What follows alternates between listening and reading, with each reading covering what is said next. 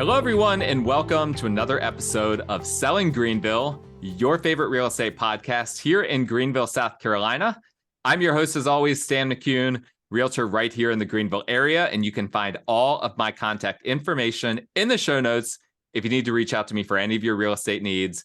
And please, as always, if you like the show, if you love the show, please subscribe to it in whatever podcast app you're using, Audio Boom, Google Play, Apple Podcasts, Spotify. I'd appreciate if you guys could leave a 5-star rating, particularly if you do like the show. And if you could scroll down and leave a review, that'd be great as well. It's on YouTube now, and this would be a great episode to watch on YouTube because I have a guest with me today, my second guest on the show.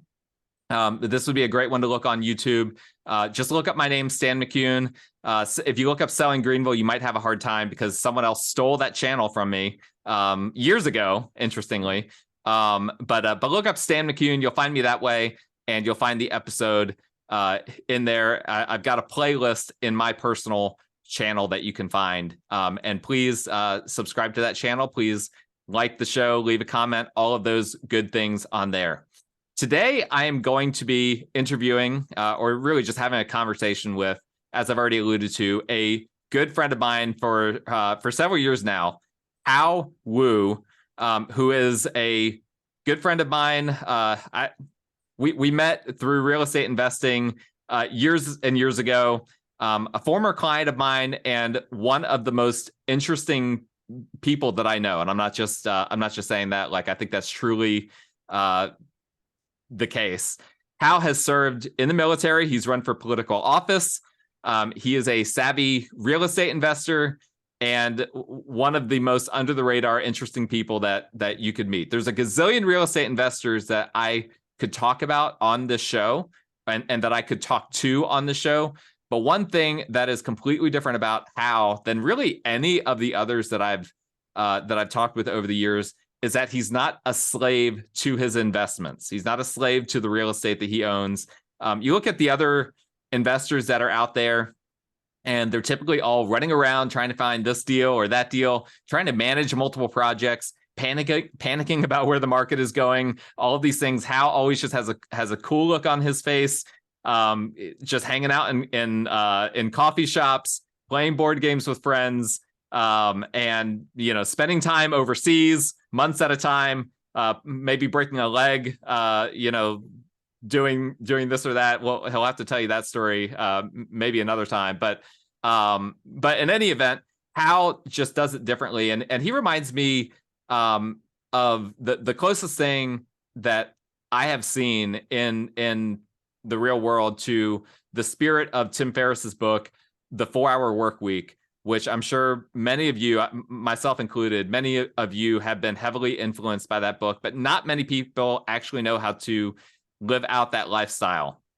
Hao has really demonstrated the spirit of that book over the years, and that's been something that I've always looked up to and that I've always been intrigued by and interested in. And so for that reason and for many others, I'm really excited to have Hao on the show. So Hao, welcome to Selling Greenville. I really appreciate you coming on. Yeah, thank you so much, Stan. I will say that I appreciate that introduction. I consider myself to be somewhat interesting, but I did not realize that I was that impactful, and I appreciate that. I will say that our friendship has been very, very helpful for me in terms of organizing and realizing my potential over the past 8 years that I've been in the upstate. So thank you for that as well. And thank you for being a friend. And thank you for inviting me to all your board game events at your lovely house, which I think you just sold, right? Like a couple of years ago. Yeah. I moved I moved last year, and I feel like we're still moving, but the board game nights will come back. It's just a matter of when and where. I'm in another basement home, but the basement layout is a bit different. It's not. We need to reconfigure it, so we've got a contractor that we're working with that on. But the time will come. But yes, for those of you that don't know me well on the show, I am a big board gamer, just like Hao. I wasn't just making fun of Hao. We're both pretty nerdy when it comes to the board games. Oh, absolutely. But let's just jump right in. As far as Hao, again, the thing that I met you with, and the thing that kind of kickstarted our friendship was real estate investing. But I'm not even exactly sure that we've ever talked about how you started in it. So I'm just interested for myself, but also I think the listeners would like to know as a starting point, how did you first get into real estate investing? Yes. I think I need to talk a little bit about my life, and Please. it'll be short, but it'll be succinct. So I was born in China in 1985, under the communists. My dad was a pro-democracy protester.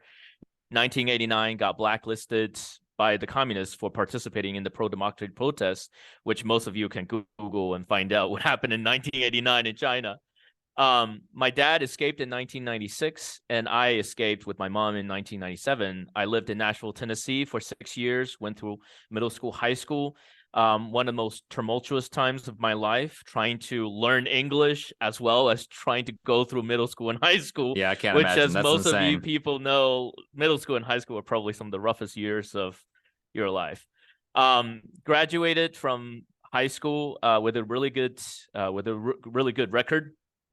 Learned English, as can be seen, and went to college at UNC Chapel Hill, where I majored in biochemistry and got my degree after 4 years in biochemistry, and did 2 years of research in curcumin. Long story short, curcumin is the ingredient of spices, Indian spices, that's good for your joints because it acts on the COX-2 inhibitor. Still a huge fan of biochemistry, learn a lot of sciences, but I will stop there. In 2009, when I was working as a non-citizen in United States university system, well, the economic crash happened, right? And that was the 2008, 2009 Great Recession was driven by the real estate market, and I was not a citizen at the time. So in order to gain citizenship, I joined the U.S. Army to earn citizenship. Not a lot of people probably know that you can join the U.S. military as a non-citizen if you're here legally, if you have a language skill that's crucial, and if you have more than a bachelor's degree. So I joined the U.S. military, deployed to stationed out of Fort Hood, Killeen, Texas, with the 1st Cavalry Division, 2nd Brigade Blackjack, go Blackjack. Deployed to Iraq in 2011. Came back in 2012 and got my citizenship. So there's a story there where I was deployed in Iraq as a Chinese citizen in the U.S. Army. It's an incredible story. Those are all some of the things that make you, in my mind, one of the most interesting people I know. Yeah, absolutely. And I was doing route clearance too, so outside the wire, talking to Iraqi civilians through translators, of course. But that's, again, another story for another day. 2013 was deployed to Afghanistan, where I was stationed out of Bagram Air Force Base, stationed out of the 1st A Station, the Battalion A Station, drove a tiny little bungo truck, which definition of truck overseas versus truck in America is very different.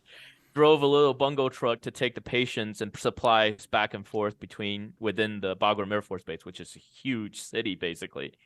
Came back in 2014, left the military in 2014 after 4 years of active duty service, was still inactive. So I figured that I was going to try to be stationary for the 4 years after that. Came to the upstate because my dad by that time had became a professor at Sherman College in Bowling Springs.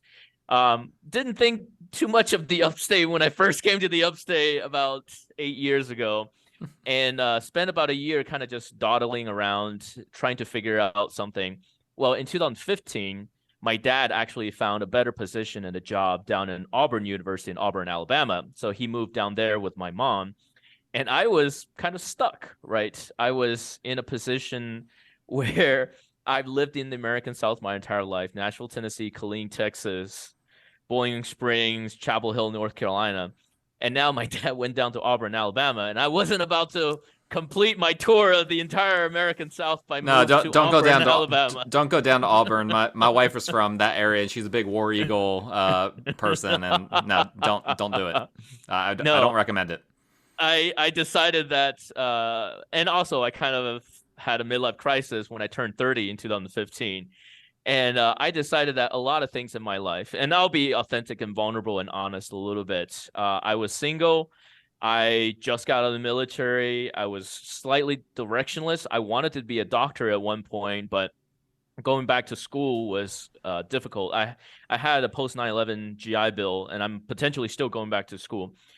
But around 2015, what I did realize when I was turning 30 was that I really wanted to not be beholden to anybody else's timeline except my own. I wanted my own timeline. If I was going back to school, it wasn't going to be stressed the hell out trying to get a job after I graduate. If I was going to start a business for myself, I wasn't going to do anything. And that's exactly where real estate comes in. And I also have to go back a little bit. I credit my parents, of course, but my upbringing and the U.S. military for training me to become a minimalist and a good finance person. Believe it or not, the U.S. Army pays decently well. Like they pay me a stipend between $24,000 to $30,000 as an E4, so an enlisted soldier. But I was able to eat out of the DFACs. That they cover healthcare, they cover food, they cover transportation. All the things are covered while you're in the Army. So basically, all the money they pay you, and I was deployed twice. Technically, you can just save. And between 2010 and 2014, credit to the fact that I wasn't gonna buy a whole bunch of furnitures just so that I have to move those furnitures literally within a year. I was deployed 6 months after my basic training. So again, the U.S. military life is a life of constant deployment and constantly moving around. So there was really no point for me to buy a lot of stuff. So I lived a very minimalistic lifestyle, took all the cash, invested in stocks, which again, hindsight is 2020. Like I could say how smart I was investing in all these great stocks between 2010 and 2014. But truth be told, 2010 to 2014 was a great time in the U.S. stock market. You could look like a wonder boy just throwing random money at random companies. By the way, I need to offer the disclaimer that nothing that either of us say on here composes or comprises investment advice on any level. Absolutely. Was there one particular stock that caveat being said, I am interested. Was there one particular stock that performed really well during that period? Actually, every single one of them did really, really well. And I'll tell you why I pick some of the stocks that I did. But which, by the way, I'm completely out of the stock market right now. That's not something that I do. Well, at the time, I was a U.S. soldier with training, but you can train as much as you want, but you get plenty of free time. I played video games, I played board games, I did all these things, and I consumed a lot of media. So the companies I invested in, believe it or not, was EA, was Activision Blizzard, was Amazon. I had an Apple phone at the time. Never again. I have Android since then, but I invested in Apple, invested in Google. Basically like just all the the blue chips, right? Like you would not think like these kind of blue chip major companies, but hey, like if I was a consumer at the time between 2010 and 2014, I probably bought a little bit of whatever company that I'm consuming from their stock. Yeah, that makes sense. And if you believe in the company, why not? Yeah, exactly, right. If you are their customer, why don't you believe in what they do? So from 2014 to 2015, I still actually held on to a lot of the stock. But I don't know if any of your listeners are familiar with what happened in 2015 and 16, but there's always been tons of naysayers about, oh, the stock has got to come down. We're due for another recession, right? There's a recession of 2000, recession of 2008. 2015, 2016 was around the time when people were getting real jumpy. They're like, oh, This is crazy. And so that was when my boss at the time started buying up a bunch of gold and silver, like actual gold and silver that he had in a safe in his office. So, oh wow, that's crazy. I didn't do that. I don't believe in gold. And again, by that point, have actually already read a little bit of Warren Buffett, and I love listening to Warren Buffett's interviews and things like that. Right, Warren Buffett is, I mean, one of the most famous interview he ever did was, "You give me a house of gold, or the equivalent of what that gold could buy in terms of farm, I will buy the farm every single day." Because gold is just gold. It's just sitting there doing nothing, increasing in value because people think it's increasing in value. Mm-hmm. Whereas if you buy farmland, it's always producing, it's always doing something, and it's always generating income. And so long story short, in 2015, I was getting kind of a little bit scared, so I started divesting from my stock portfolio. And believe it or not, by the time I got out of the military, my stock portfolio was already over $100,000. In 2015, it got to about $150,000. So as I was taking that money out, I was looking at what would make sense for me to get passive income with only $150,000, not so that I can live a good life, but so that I can live a minimalistic lifestyle and never have to be beholden to anybody else, be beholden to anybody else's timeline except my own. And so that's when I kind of strike in when I was looking around Boiling Springs. Spartanburg was kind of not really investable around that time, which hindsight is also 2020. But I looked at Greenville, and Greenville was just booming. And funny enough, I was actually first looking at Greenville, trying to buy some commercial real estate downtown. And I'm not going to name names or anything like that. In 2015, there was an office downtown that was selling for $100,000. I was like, okay, this is something that I can do. I looked at it. It was rented for $1,000 and it has $500 monthly HOA or whatever the equivalent of commercial is in terms of repair. I was like, this doesn't make any sense. This doesn't make any sense. So I looked around more and I realized that there were a lot of these duplexes and triplexes out in the western part of Greenville area. And this, of course, is back in 2015, where the duplex is selling for anywhere between $40,000 to $50,000. The triplexes are selling for slightly more, like $75,000 to $100,000. The glory days, huh? The glory days, the good days, which, believe it or not, at the time when I was looking to purchase real estate, I was starting to make friends. And when I tell them that, hey, like I'm buying real estate in Greenville, they're like, why are you buying Greenville? We never seen the price as high it is ever in Greenville. And it's got to go down, right? Like there's no way that Greenville price back in 2015, which apparently was like 10x from just 20 years ago or whatever the number was. People are looking at these prices in Greenville. They're like, what in the world is happening? Yeah. Like people were telling me about the time when they were paying $100 rent. Like people who are alive, who was telling me that they were paying $100 rent in Greenville. And so they were like, there's no way that you're buying these property that's rented for $400 and you're expecting them to go up in rent to like 600 and 800 and things like that. No way, right? How can that be? I'm glad that I didn't listen to any of those years. But you need to compare your net worth to those people now. Again, not to name names. No names will be named. No names will be named. Long story short, I took my money together and I was able to buy one duplex in the Sanssouci area in Greenville and then a triplex down in the Judson Mill, Dunning Mill area at the time. And both of them had done fairly well for me. And they're good.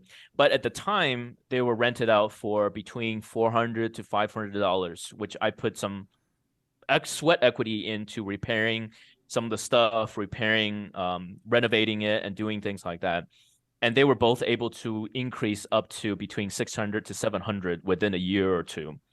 And so once again, it's just basically it gross. When I had those 5 units, I was able to bring in basically $4,000, between $3,000 and $4,000 gross, which nets me about $2,000 a month. Which honestly, like I'm a minimalist. A single minimalist living in South Carolina, $2,000 a month is enough to just cover everything.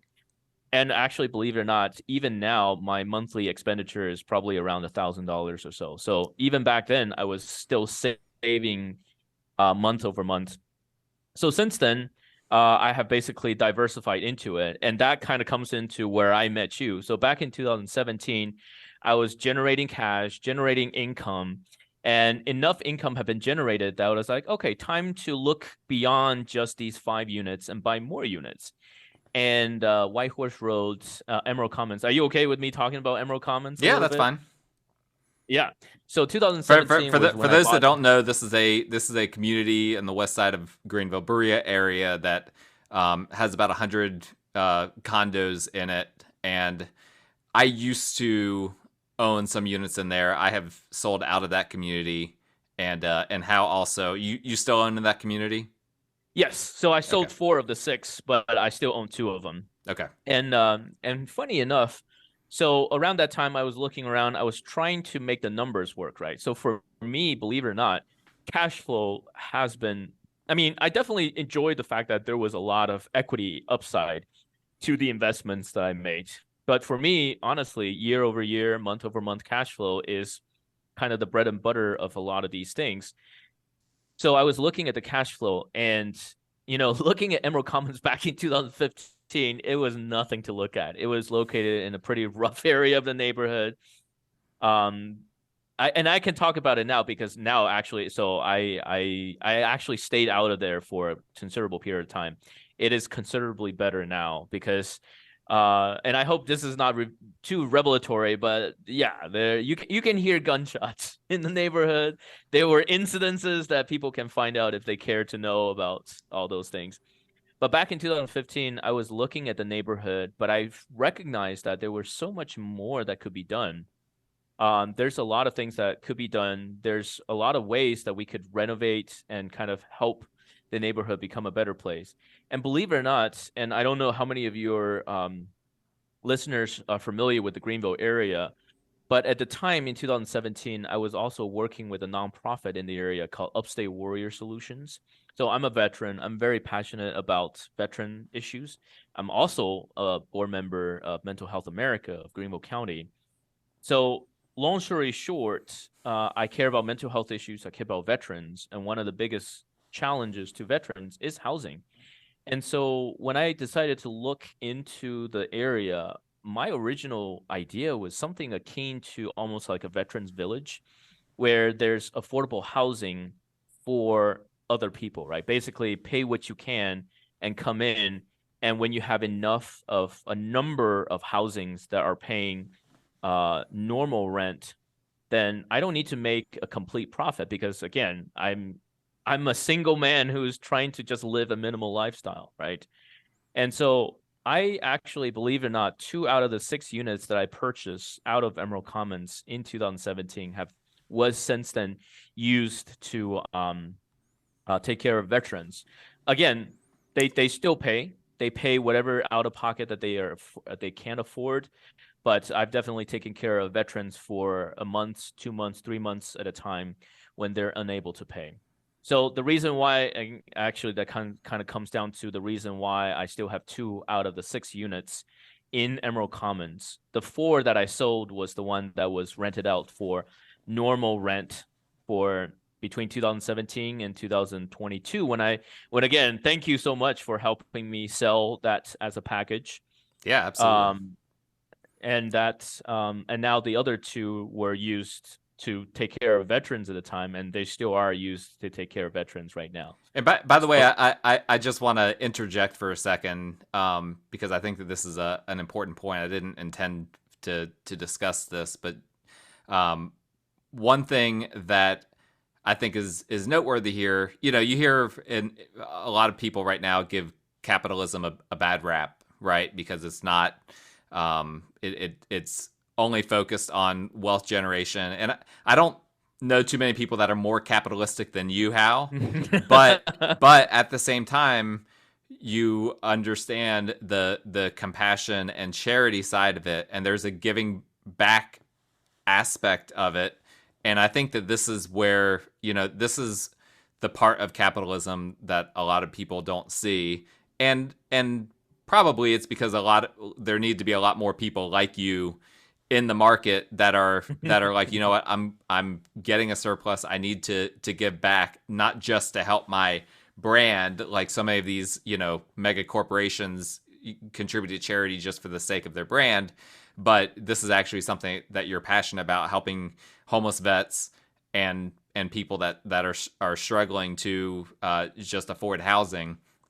And and I just think that's noteworthy. Yeah, thank you. And so again, just slow and steady, just purchasing properties, renting them out, generating a decent return. Again, so far the return, despite the fact that I have these, even with the charity and even with everything, the rental market in Greenville, as you probably know, are just going up and up and up. And between 2015 and 2022. And I still own real estate, right? I still own rental properties right now. But just between that, the prices of these properties that I was able to purchase and then sell. So by the way, I've already sold my duplex and triplex. I probably sold them a little bit early because they have since gained a lot more equity. But here's the honest never to time God the truth. market. You can never time the market. And plus, when I sold those properties, I didn't need to consume the money because, again, I'm a minimalist. And so those money were put right back into the market. So since then, I have invested in more properties, just not in the hot market that's Greenville right now. But I'm very bullish. And I think this is maybe something that people need to be more aware of, is that you mentioned earlier capitalism, right? I think capitalism is compassionate. And compassion also comes from an optimistic side of things.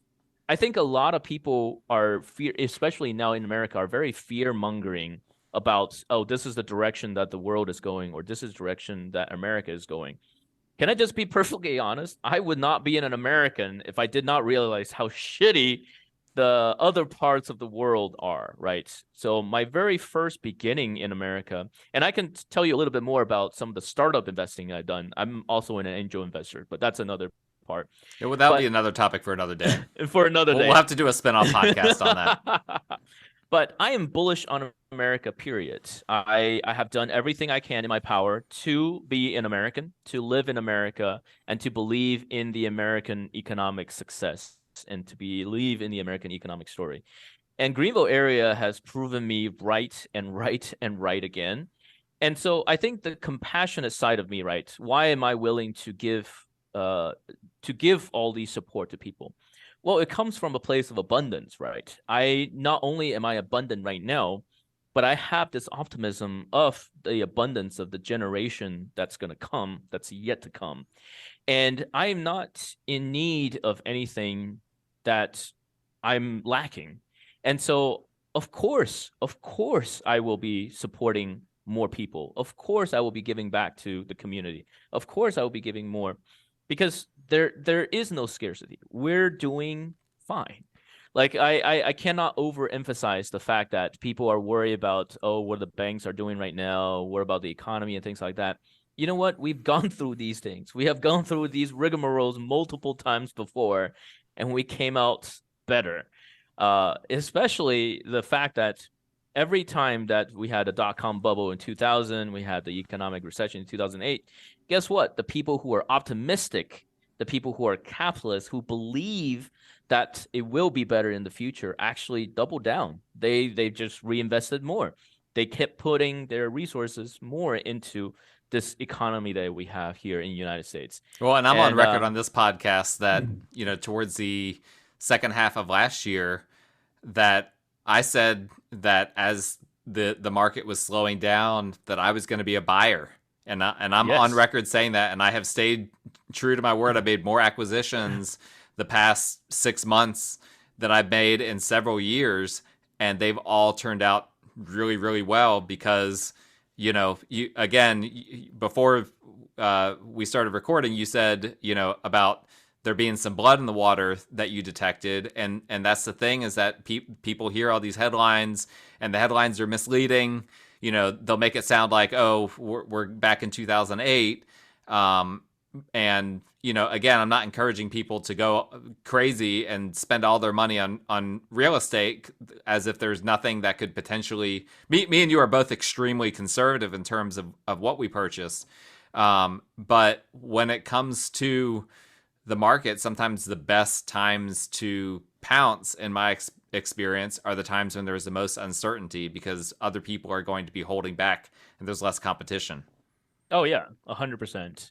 And so yeah, I'm actually, and before we started, I talked a little bit about I've been very, very conservative. So that's an understatement. I've been buying property, selling property, using that money to buy more property, and so on and so forth, and kind of just like taking one money and buying another. But now I do need to recognize the burden that there's tax implications that I've been fortunately able to kind of offset. But more than that, I need to start working on leveraging more, right? Debt.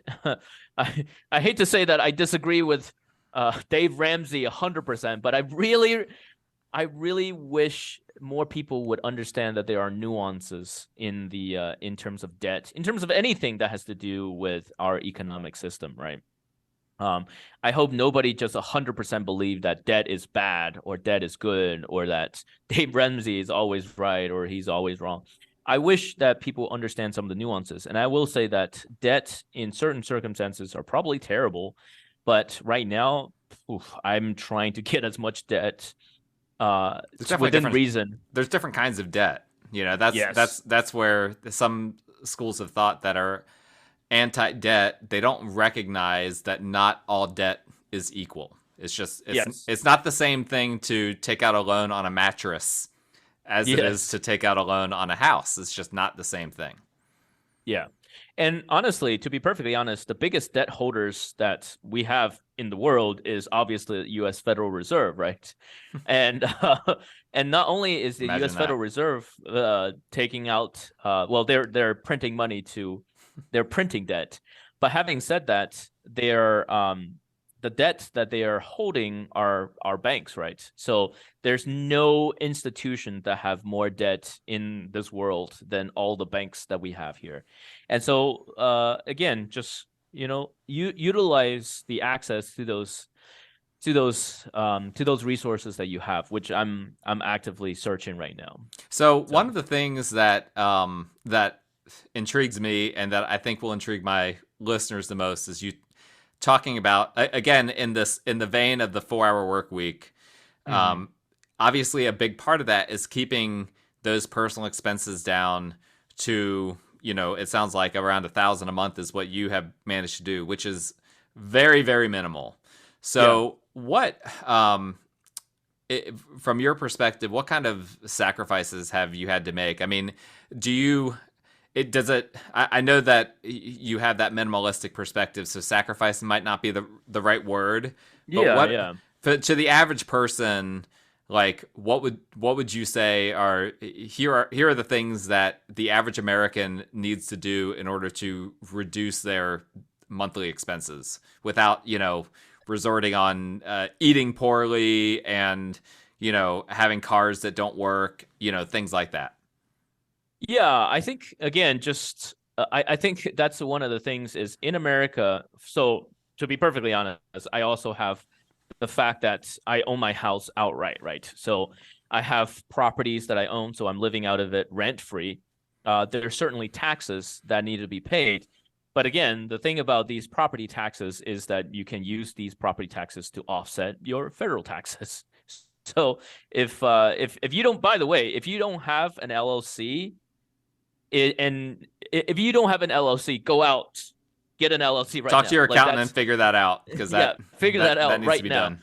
That needs to be done 100%, because if you're not expensing everything like business lunch, business dinner, as much as you can, again, so I don't think so. I will be perfectly honest. I'm not living. I am living a minimal lifestyle, but I'm living a very comfortable lifestyle.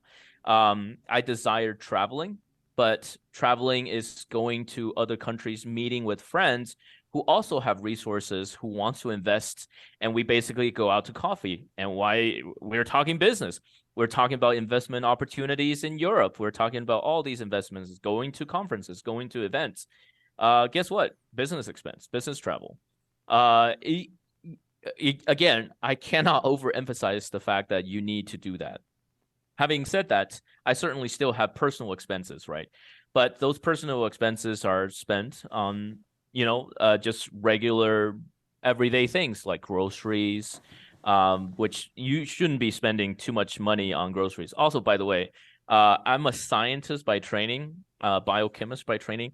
I am very, very skeptical of Whole Foods. Again, great marketing, right? Like that, you can eat really well whether you go shop at Whole Foods or you go shop at Publix. I hesitate to overemphasize this fact, but just because you're spending $3,000 a month on groceries and I only spend $300 on grocery doesn't mean that I'm actually not getting the nutrients that I need to thrive and survive. But that's obviously another another conversation. We're covering a lot of things on here, guys. Whole Foods is bad. They're owned by Amazon. No, I'm just kidding. But again, just no, I think that's a great consideration. Obviously some people have certain health needs that perhaps it's hard for them to fulfill at a Publix or an Aldi or Lidl or Food Line. But certainly groceries are a big part of it. Yes.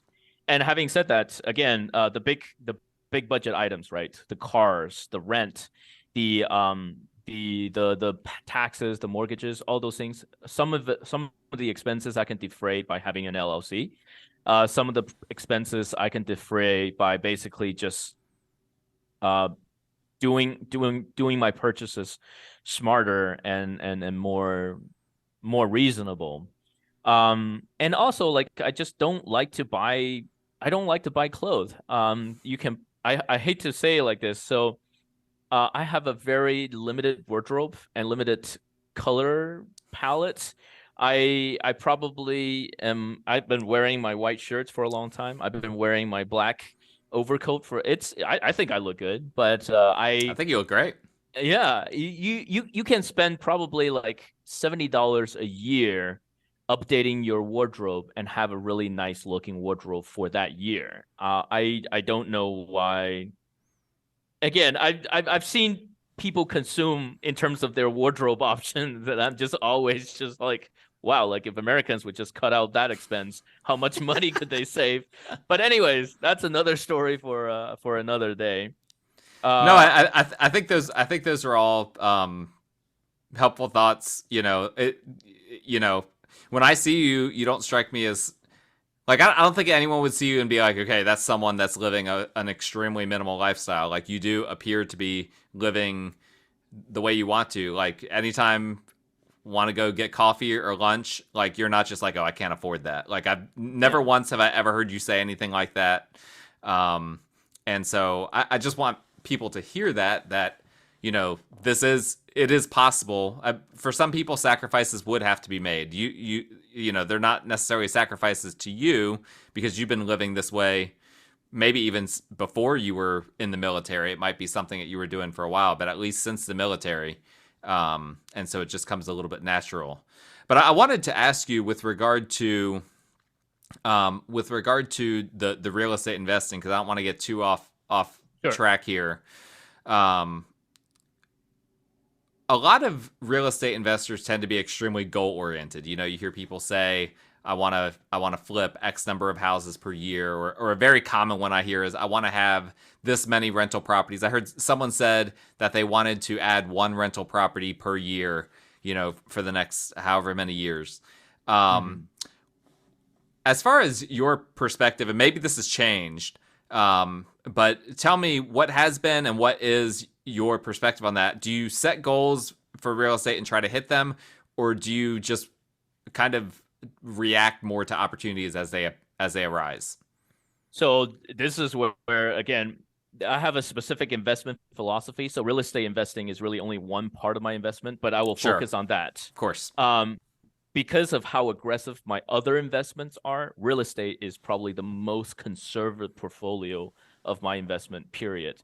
And I'll kind of give you an example, right? I purchased $50,000 duplexes and $75,000 triplexes, and they were already generating $4,000 in between them, not calculating for the future growth of that rental in terms of the cash generation. So just to be clear, if you're an out-of-state listener right now and you're just like, oh my gosh, Greenville, what are these opportunities? It is very hard to find those opportunities in 2023. I just want to make that very clear. Yeah, not in Greenville County, but there are still those opportunities out there. Yes. And I will give an example of last year. I actually purchased an additional property in Gaffney, South Carolina. And so I will just say this. When I look at opportunities, right, I actually don't necessarily look at whether they're big, small. Like, for example, the past 3 real estate that I have purchased are about $25,000 a piece. Now, like anybody, I hate to say that anybody can do that, but like if you worked in any industry for like a decade, you can probably save that amount of money. $25,000 is not a lot. The rent not too much. The rent started about $450. They're slowly creeping up about $25 every year, whenever renewal happens and things like that. But the key is to find the deal, right? And I hate to say that I have that privilege, or I have that ability to just wait, right?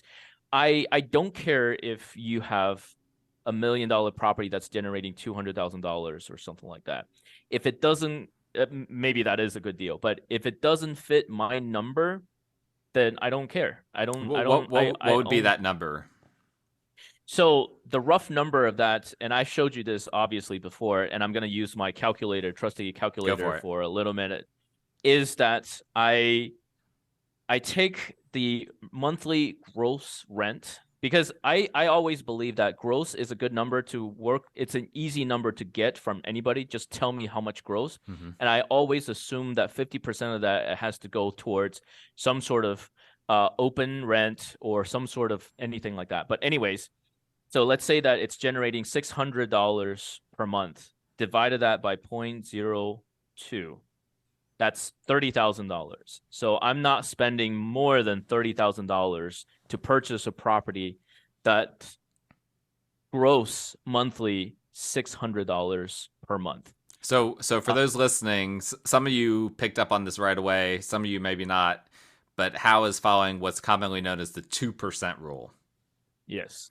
Essentially that the purchase price is 2% of the gross rents. And that's an aggressive rule to hit, but would you say that you just ignore everything unless it hits that rule for you? I don't necessarily ignore everything, because there is that kind of potential, right? For example, in a market like Greenville, I have not seen the 2% rule ever pan out. Like if I'm buying in Pickens County, Spartanburg County, Anderson County, and Gaffney County, which are all the counties along I-85. By the way, I'm also extremely bullish on Charlanta. That's a term that somebody else has coined. I've not heard that in a while, but yes, Charlanta. Between Charlotte and Atlanta, anywhere along that I-85 corridor, I just think that people are moving there. Industries are coming here. There's already infrastructure built. They're just coming. Like you can't stop it. They're just going to come. Yep. And so anywhere between that, obviously Greenville right now is a premium, which I think about Greenville as still investable. But right now, I'm looking more towards like Spartanburg. I think Spartanburg is interesting, much, much more interesting now than ever before. Pickens County, Anderson, and obviously Gaffney, I also think. But long story short, and you're talking about counties more so than cities, right? You're not saying Spartanburg City specifically, more Spartanburg County. More Spartanburg County, right? Anywhere within the I-85 corridor. Sure. And so long story short, I do that 2% rule outside of Greenville. I have purchased properties in Greenville that doesn't quite hit that. But having said that, I almost will tell you that I only buy it if I know that it's in an area that the rent will almost match the 2% within a year or two after I purchase it.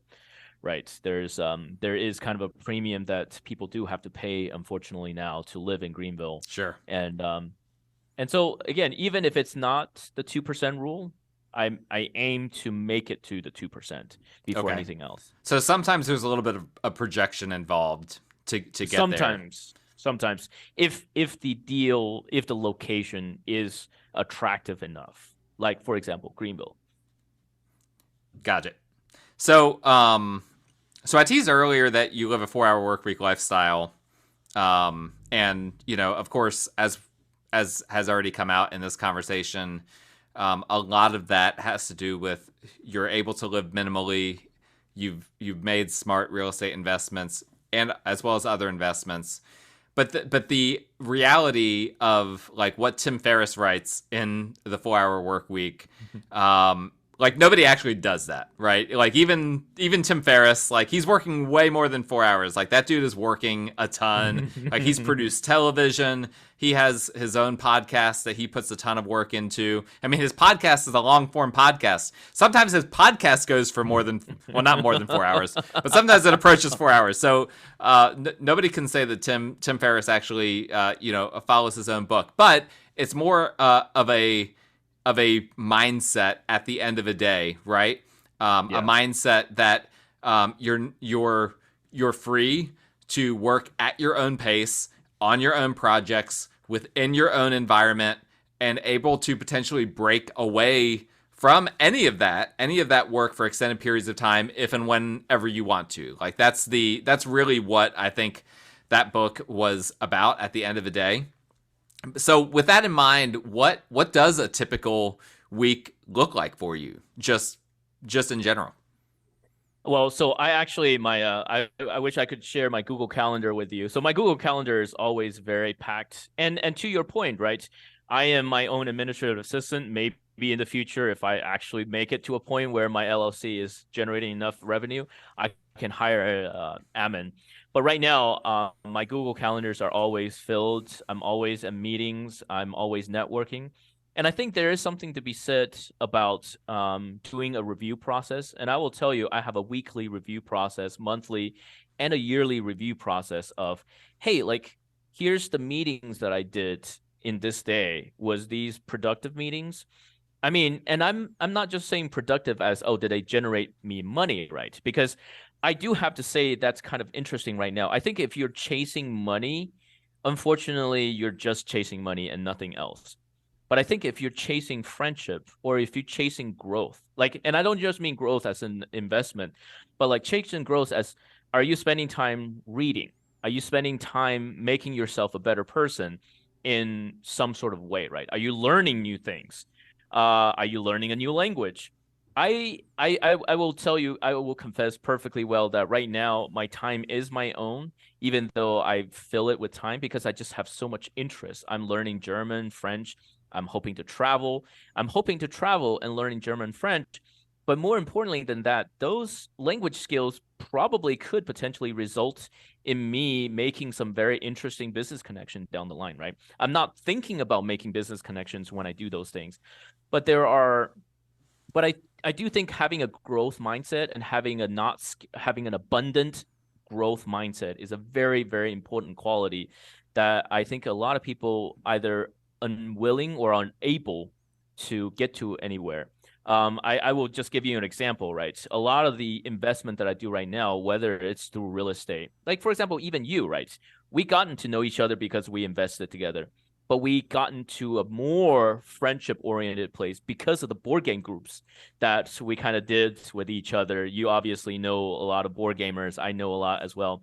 And when you invited me into your home to play board game with you, that's a very important act of social networking and kind of social net worth. I think a lot of people are potentially missing out. There's a lot of CDC data and a lot of data that shows that Americans are becoming more and more lonely. They're becoming unable. They're unable to say how many good friends they have. And I will say that because of the time that I was able to take back for myself, I was able to join, board game groups, philosophy discussion groups. I'm able to do dance groups, go on hiking groups, join a lot of charity, doing a lot of phenomenal things that really I want to do, and I want to learn and I want to do. But believe it or not, going into those worlds, having an authentic, open mindset allows me to kind of connect with people in an authentic, connected way that actually brought plenty of business opportunities or business investment opportunities into my life in addition to what I was pursuing. Well, I was going to ask you too, are you selective with who you network or like what, how do you approach that?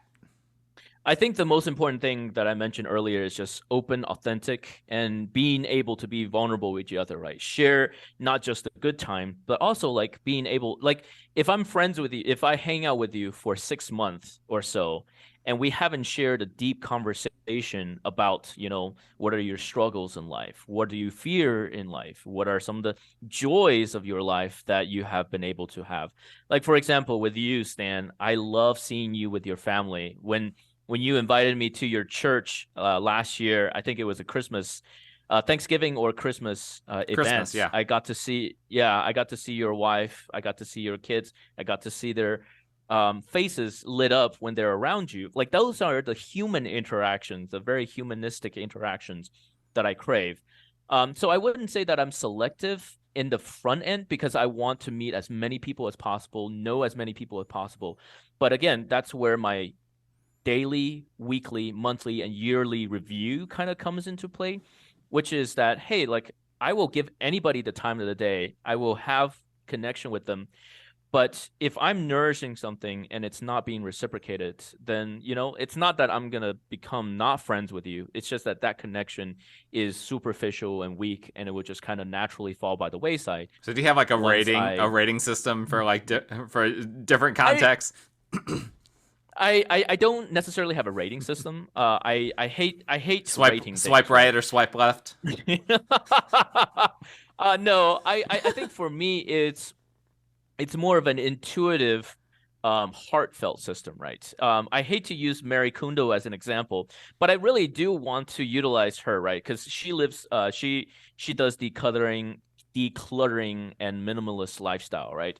And she doesn't kind of say, oh, this is valuable, so we keep this piece of furniture that's not valuable. But she just says, hey, bring that thing to your heart and think, does this bring me joy, right? Is this fulfilling to me somehow? Is this bring a certain sense of satisfaction in my life? And and believe it or not, I will say that just because you're only bringing me 1% satisfaction doesn't necessarily mean that I'm going to cut you out from my life. All that just means, which I hate to say like this because it is the rub of things, is that if somebody else comes along, brings me 2% happiness, unfortunately, I have to readjust the capitalism kicks in. My time. I have to readjust my investment of my time and effort differently, right? So what are those weekly and monthly and annual, like, what does that look like, those reviews that you're doing? Like, is that just kind of like you taking mental inventory, or is there like a big board or spreadsheets or anything like that? No, I don't necessarily. I have a lot of spreadsheets, by the way. I have a spreadsheet on how much net worth that I do want to have by certain age. I have a spreadsheet of how many languages. Goals. I have some goals. I have a spreadsheet of numbers of languages I wish to be fluent in over my lifetime. I have a list of bucket list of items of places that I want to travel to, right? And I hate to say that there is some nuances to what I do. So I don't have anything necessarily about, oh, you as a person, as a friend, must provide X amount of value to me before I do that. To be perfectly honest, my monthly, weekly, daily review is as simple as kind of like meditate on the events of the day, on the events of the week, on the events of the month, and where I felt most seen, where I felt most heard, where I felt most valued, right? Because I honestly almost doesn't mind how much I value you unless I understand or I see. Like, it's the old adage, people don't know how much you care until they care how much. No. It's some variation. I'm completely butchering. Well, if I had ChatGPT pulled up, I would ask it to try to tell me that. Yeah. People don't care how much you know until they know how much you care is probably the best way to phrase that thing. And I think that's the case, which is that, for me, it really is about natural connection. It really isn't just about how much worth you're bringing into how much worth you are. It's how much worth I feel like I am to you, right? Because, and this is going to sound so obnoxious, I'm a pretty cool person. I'm a pretty smart person. I'm a pretty business savvy, language savvy, socially savvy. Whatever things that drive you, whatever passion that drives you, I'm probably just as passionate about it as you are or could be. And so if you care enough about me, then we are going to do something fantastic together. Yeah, you Like, do have a wide always, range of interests. That's I for have sure. a wide, You're wide you're range of you're interests. an extremely curious person, which is one of the things that I've always enjoyed about you. Oh, 100%. And I hate to say it like this, but if I'm doing well for myself, it's because I have invested in real estate and in other companies. Again, I'm not going to go into detail with them. I have gone into businesses with my friends who value my input, who value what I bring to the table, who I was able to help them get to a point where they're almost at the point of exiting their companies. They're doing really well. They're generating $1 million revenues. And again, I don't just go around talking about it because I don't need to talk about it, because I'm not friends with them because they're big businessmen. I'm friends with them because they're my friends. It is as simple as that, and they value my friendship. So long story short, and I hate to put it bluntly like this, but if we're friends, we're going to do something great together. And if you don't value what I bring to the table, then, well, sorry, because then there's just nothing I could do, right? Yeah, no, I appreciate that, because that's that abundance mindset, kind of brought to bear on your relationships, and I think that's great. Oh, 100%. Because I think too often it's easy to assume when you meet someone or when you're getting together with someone, okay, this might completely flame out, but you have the different mindset of there might be and there should be something awesome that comes out of this. What Yes. So I want to explore one other aspect of just kind of your weekly routine and all of that. And just I know that you've spent what's the longest you've ever spent since you've been a U.S. citizen? What's the longest you've ever spent overseas for like one chunk of time? I mean, definitely when I was deployed, right? So I was Okay, in so not deployed, not deployment. Since I've become a U.S. citizen, the longest chunk of time I've been was in Europe last year for about 2.5 months. 2.5 months. Okay. 2 months and 3.5 weeks. So Yeah. did you have to? Was there anything that you had to automate or any processes that you had to put in place to kind of keep things humming here in the U.S., or were all those processes already in place? Well, so that's the thing is the reason why it was only 2.5 months was kind of a process that I've been slowly doing since 2020. And I'll just reveal like something kind of deeply personal because I believe in authenticity. So my mom passed away in 2020 of cancer in the middle of the pandemic, and that really impacted me a lot in terms of my life, in terms of what I want to do with my life and what I see my life going. So since 2020, I have traveled to Mexico for a month. I have traveled to Thailand for a month and a half, almost a month, not quite a month. And then I have traveled to Europe for 2.5 months. So all that within the span of 2 years. And the reason for that is precisely to kind of push that boundary, right? I'm also a scientist by training. So I like to kind of break things. I like to put processes in place, but then test them vigorously. Mm-hmm. So I have obviously properties, I have investments, I have projects that I have invested in. So the way I have done them is I put them in the good hands. I have people that I trust that are doing them here in the United States. And I tell them, hey, be prepared. I will be gone for a month. But like a property manager, for instance. Property manager, a friend that I invested in who's doing a flip, so I can contact with him. He's paying me monthly income because I invested in the flip as a note. And then also like companies that I invested in who have board meetings, who I'm sitting on their board. So basically, I'm still in touch. Like while I'm traveling, I'm still in touch with everybody. I basically call them if at least once a week, if not once a month, kind of get an update. And I tell them that, when I'm overseas, obviously the time zone is a little bit different. And definitely I might not be always accessible, but always feel free to contact me and call me or send me emails and do anything like that. And so far, and the reason why I did it first only a month is to test whether something goes wrong. And sure enough, things go wrong. Believe it or not, property managers, I had to change a few times. But long story short, the Mexico and the Thailand tests came out. So there was a fragility test, and I replaced some of the pieces. And then when I went to Europe for 2.5 months last year, that was another test of another kind of like, okay, now I'm putting more stress on this whole entire system. Is that going to be a problem? And also, I'm always prepared that if shit hits the fan, I'm coming back early to deal with unforeseen problems and things like that. But again, so far, there were little things that were problematic and iffy, and I'm also not 100% passive in terms of my income generating revenue stream. But again, I'm going to keep traveling. I'm going to keep pushing those fragilities. I'm going to keep managing my portfolio from overseas if possible. The next travel that I'm due is probably going to be 2.5 months, not longer, later this year. Where are you going? Do you know yet? Yes, I have a schedule. There's also a snag because I recently applied for a visa to go to China, and the Chinese embassy have my passport, and that's a problem because they're hard to get a hold of. Like, Chinese embassy is literally one of the most dysfunctional place I've ever seen in my entire life. But that's another story for another day. Yeah, getting a visa and having to ship your passport is a terrifying thing. I've had to do that a few times, and I don't enjoy it. It's terrible.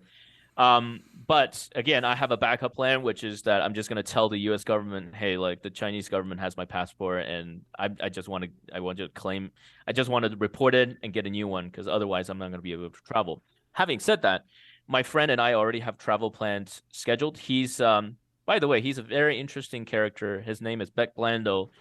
Young man, born and raised in Greenville, graduated Riverside High School 2019. No, 2017, 2018. In case anyone's watching, my wife just walked in, and I don't know what she wanted. In case anyone's wondering why I was just doing I wasn't signaling for Hao to stop. Just so you know, Hao, my wife just walked in for no reason. So I don't know what was going on there. My friend Beck, he's making $150,000 a year as a digital nomad working for a Silicon Valley startup. And I've known him since he was 17. He's a smart young man with a nonprofit that he built called ID2Pi in Greenville 7 years ago. Oh, interesting. Long story short, he's a very interesting young man, super smart, but he says he is making money the stupid way. And I'll tell you why. He is making money by having a W-2 and an income of over $150,000 a year. He is paying up the wazoo in terms of federal income taxes. And he will never, even though his girlfriend is Dutch, he has to be very careful getting a EU citizenship or EU visa, because then he has to pay EU taxes in income, and nobody wants to do that. Yeah. So that's long story short. So together we have planned a trip with some of our friends who are also coming along. And by the way, I'm a people person. I never traveled outside by myself. Even when I was in the military, I've traveled with friends. We share the cost, and believe it or not, it's also cheaper to do it that way, and fun. I think it's more fun to do it that way as well.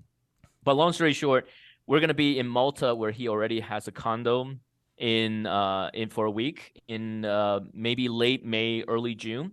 And then after that, we're going to be flying to Berlin and spend a week there. And then we're going to spend 2.5 weeks to 3 weeks in Ireland. We're flying in, grabbing a car, renting a car, and driving from Dublin up to Belfast, Downpatrick, checking out Boynes Valley and Giant's Causeway, and then take a right to go to Donegal, County Donegal, and Dingle, and then check out some of the western coast of the islands of Ireland, going to the Cliffs of Moher, going to Limerick, and then go down to County Cork, and then probably finish in Shannon or Dublin, depends on where we can fly out the cheapest. So that's awesome. what we're going to do. And then we'll have 2 weeks to be in the Netherlands, and we're going to do weekend trips. So by the way, he's working, right? So this is more like a weekend trip for him. And then we're going to probably hit Poland and do some ski trips, and then probably hit Belgium. And then I am going down to Spain to go to Madrid for a week by myself. And then the lady that I'm currently dating, I don't know if she would accept the fact that I think we're girlfriend boyfriend yet, but I will just say that the girl we'll keep this away from her. The girl that I'm dating, I told her of my travel plans, and she has accepted that. She has agreed that I'm going to be spending 4 days in Valencia and 4 days in Sevilla. And the reason why I'm going to Spain is also to study Spanish, but that's another story for another day. And she is fluent in Spanish, and she's going to join me for 8 days in southern Spain. Oh, that's great. My original plan before I started dating her about a month and a half ago was to continue my travels and go on to Japan and Korea for about a month apiece. But I think I'm gonna come back to Greenville at the end of the Sevilla trip and take stock, and then maybe travel more later this year. Well, I'm glad we were able to get you before you started doing all this traveling, because it sounds like that's happening pretty soon. You said May you're gonna start. If again the passport thing will probably get resolved sometime late May, sure. Then I will start to travel as soon as it's resolved. But potentially, if I have to sacrifice, I'll sacrifice Malta, and then start to travel maybe a week later. But again, all of these are planned for, and I'm excited. Yeah, I'm that's very, great. very excited. And also excited to hang out with friends. Yeah, that sounds like a blast. Well, we're recording this end of April, but this show will probably air more like mid-May, is what I think, or early, maybe mid-May. So hopefully by the time this airs, your passport woes will be resolved, or at least close to being resolved. How I don't want to take any more of your time, and this has already gone for a while. Is there anything you wanted to say that you didn't have a chance to say, or any kind of parting remarks that you'd like to make? Not too much, but again, I think what I said when I was with you was very kind of illuminating for myself as well, because I never really kind of talk about it in that way. I think there's a lot of knowledge in my head that I wasn't able to talk about unless I'm talking with other person. Mm-hmm. So long story short, I think it at a certain point, once you have gone past survival, you really need to take a look inward and see what your purpose is. And I really think that your friendship, your network is your net worth. Fundamentally, that's how Absolutely. It is. I don't know. I think it's my call to action is that I am concerned about the mental health. Obviously, I'm very concerned about mental health issues and veterans issues, but I am very concerned about the fact that Americans are not making enough friends and that they don't see those friends in their life. And in real estate, that's a struggle too, because I know a lot of investors that are kind of loners. You know, like that's actually a pretty common, I feel like, stereotype among real estate investors, that they get so consumed in their work that they become loners. Yeah. And that's honestly, I think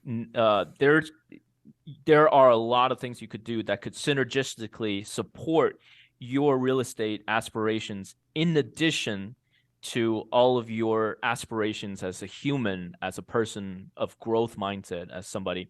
Again, and I'll just reveal a little bit. My friend Beck, who said that he's making money the stupid way. Well, right now, I told him, hey, like, you know what? I think I'm a very smart business person. You're making a lot of money. Let's figure out a way that we can help each other, right? It doesn't even matter that we're friends. It's just that I want to help you as a friend. And sure enough, we do have a joint LLC as of January of this year.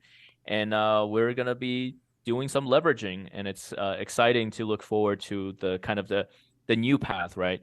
And I think deep friendship is built like that. You know each other, you understand each other, you trust each other, and then you get to a place where you can help each other. Yeah, that's fantastic.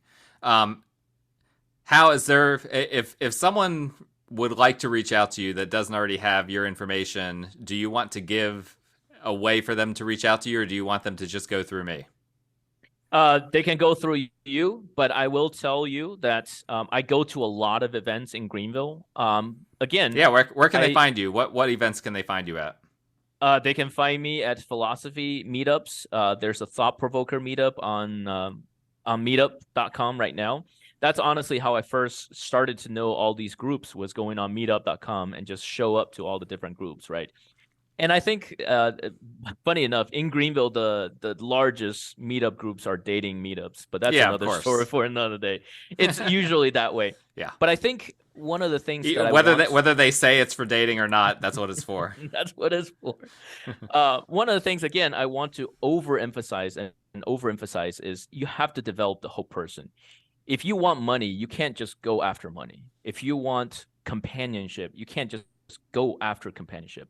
Develop everything. Develop a whole human, learn new things, do new things, understand new opportunities, and do all the things. Because if you never know what you can get into, right? I did not realize how much I love board games until I step out of my comfort zone and start playing board games. By the way, Tantrum House, give a shout out to them. They got me an opportunity to travel to Gen Con last year. Did they? Oh, that's great. Oh, yeah. There's for those that don't know, Tantrum House is a local board game marketing company. They do board game reviews and hype videos and things like that. Yes. So again, you can reach out to Stan. I trust Stan to give out my information. But again, just go out there. There's so many things. Some people have told me there's nothing to do in Greenville, and I just show them websites upon That's websites crazy. of things. I've not gotten that one yet, but I guess if you're from perhaps like New York City or San Francisco, you might feel that way. Yeah, but if you want to do things, just go out there and do it, and you might see me at one of these events. Well, it was great having you on the show. Always thought-provoking. You always come at things from a different angle, and that's what I've always appreciated. So I really appreciate you coming on and generously giving of your time when there's not like an immediate way that this will benefit you. Although, I hope that perhaps indirectly, maybe there will be some kind of connection that you'll be able to make. But just doing this meant a lot to me. So thank you. Absolutely. Thank you. I appreciate this. And for those listening or watching, my contact information is in the show notes if you need to reach out to me for anything, or if you want to reach out to Hao, you can contact me. I will put you in touch with him. Please like this show on YouTube if you're watching. Subscribe to my channel. Go ahead and leave a rating, leave a review, subscribe to the show in whatever podcast app you might be listening on, and we will talk again next time.